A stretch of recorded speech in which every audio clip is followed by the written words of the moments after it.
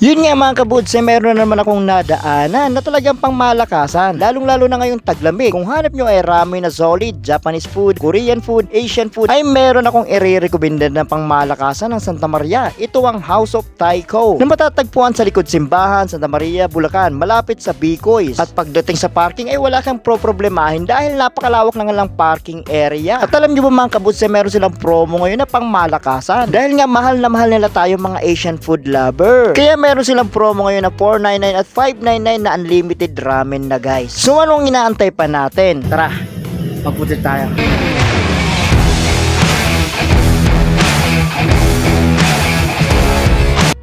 Yun nga mga kapuds, itrinay ko na nga ang kanilang promong 599 na may 7 klaseng ramen na nga ito na pwede mong pagpilian. Nagustuhan ko ang kanilang seafood ramen na malakas maka-Japan. At bukod sa ramen guys ay may kasama na rin tong takoyaki na may 5 flavored na rin ito. Grabe ang sarap ng dynamite takoyaki nila. Unang kagat, sabog agad sa sarap. At may kasama rin tong corn dog na may 3 klaseng flavored na nga ito. Nariyan ang classic, mozzarella at mozza balls. Syempre nariyan din ang taiyaki na nagpatibok ng puso ko. Unang kagat, tsokolate agad. May kasama na rin tong rice balls, Korean fried chicken, bento, sides at okonomiyaki. At take note lang guys, hinay-hinay lang sa pag-order dahil may charge pag may leftover. At yung pinaka nagustuhan ko dito guys ay yung ambience na malakas maka-Japan. And bit friendly pa nga sila dito. At yung mga staff, bukod na sa magaganda at pogi, ay napakababait pa nila guys. At pagdating naman sa social media life ay meron din silang kimono na pwede mong suotin para mag picture-picture. At kung satisfied ka sa servisyo nila ay patugtugin mo na ang kanilang taiko drum. At kung wala ka namang kasama kabuds, ay huwag kang magalala dahil pwede ka namang sabayan sa pagkain nila Luffy, Goku at Naruto. Diba ang saya? Konting trivia lang mga kabuds, alam nyo ba na ang House of Taiko ay nagsimula since November 2021 at meron na silang 2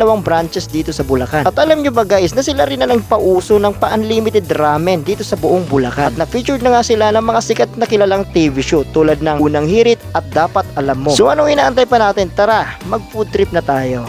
Cheers!